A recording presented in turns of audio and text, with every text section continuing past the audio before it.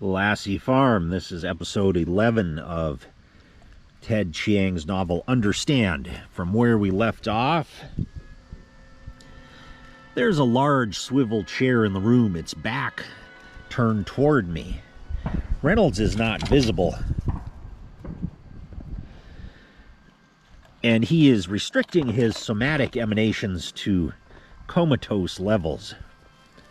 I imply my presence and my recognition of his identity. Reynolds, acknowledgement. Greco. The chair turns around smoothly, slowly. He smiles at me and shuts off the synthesizer at his side. Gratification. A pleasure to meet you. To communicate, we are exchanging fragments from the somatic language of the normals, a shorthand version of the vernacular. Each phrase takes a tenth of a second. I give a suggestion of regret. A shame it must be his enemies. Wistful agreement, then supposition. Indeed, imagine how we could change the world acting in concert. Two enhanced minds. Such an opportunity missed. True, acting cooperatively would achieve far beyond what we might attain individually. Any interaction would be incredibly fruitful. How satisfying it would be simply to have someone who can match my speed, who can offer an idea that is new to me, who can hear the same melodies I do. He desires the same. It pains us both to think that one of us will not leave this room alive. An offer. Do you wish to share what we've learned in the past 6 months? He knows what my answer is. We will speak aloud since somatic language has no technical vocabulary. Reynolds says quickly and quietly 5 words. They are more pregnant with meaning than any stanza of poetry. Each word provides a logical toehold I can mount after extracting everything implicit in the preceding ones.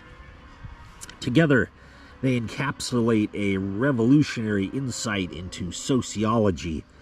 Using somatic language, he indicates that it was among the first he ever achieved. I came to a similar realization, but formulated it differently. I immediately counter with 7 words, 4 that summarize the distinctions between my insight and his, and 3 that describe a non-obvious result of the distinction. He responds. We continue.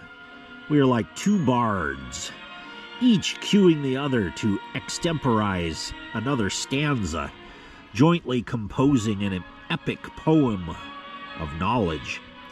Within moments we accelerate, talking over each other's words, but hearing every nuance until we are absorbing, concluding, and responding continuously, simultaneously, synergistically.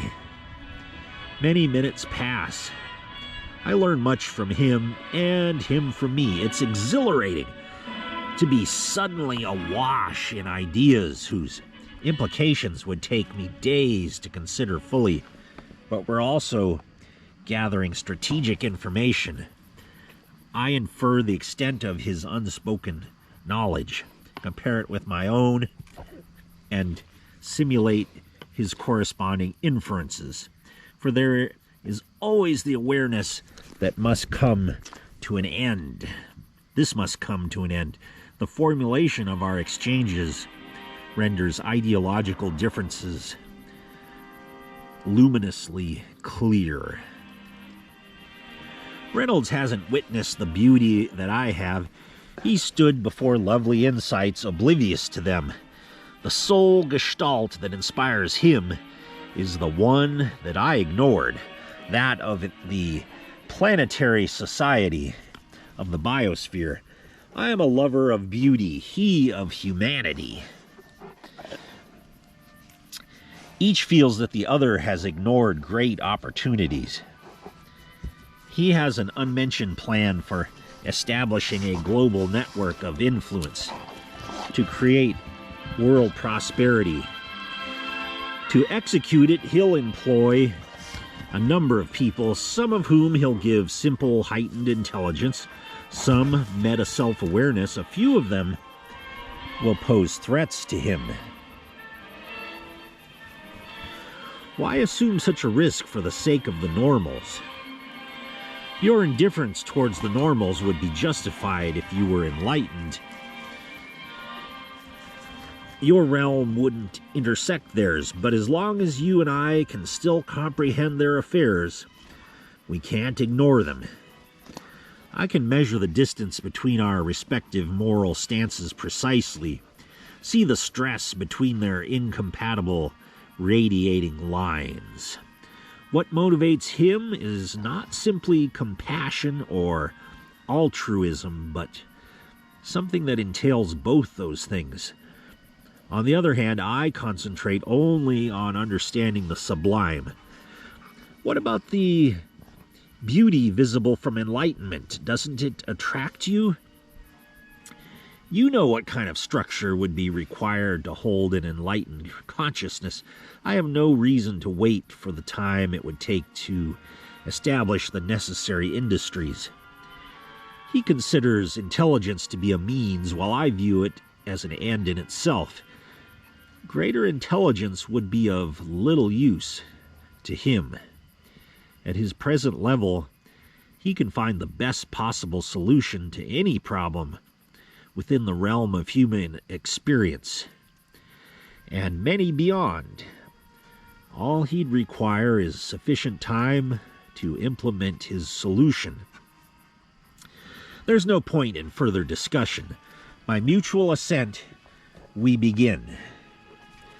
It's meaningless to speak of an element of surprise when we time our attacks. Our awareness can't become more acute with forewarning. It's not affording a courtesy to each other when we agree to begin our battle. It's just actualizing the inevitable. In the models of each other that we've constructed from our inferences, there are gaps. The internal psychological developments and discoveries that each has made. No echoes have radiated from those places. No strands have tied them to the world web until now. I begin. I concentrate on initiating 2 reinforcing loops in him. One is very simple. It increases blood pressure rapidly and enormously.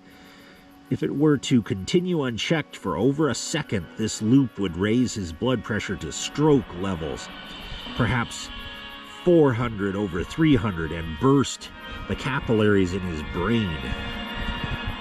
Reynolds detects it immediately, though it's clear from our conversation that he never investigated the inducement of biofeedback loops. He recognizes what is happening. Once he does, he reduces his heart rate and dilates the blood vessels throughout his body, but it is the other subtle reinforcing loop that is my real attack. This is a weapon I've been developing ever since my search for Reynolds began. This loop causes his neurons to dramatically overproduce neurotransmitter antagonists, preventing impulses from crossing his synapses, shutting down brain activity. I've been radiating this loop at a much higher intensity than the other. As Reynolds is parrying the ostensible attack, he experiences a slight weakening of his concentration, masked by the effects of the heightened blood pressure. A second later, his body begins to amplify the effect on its own, and we will leave it there.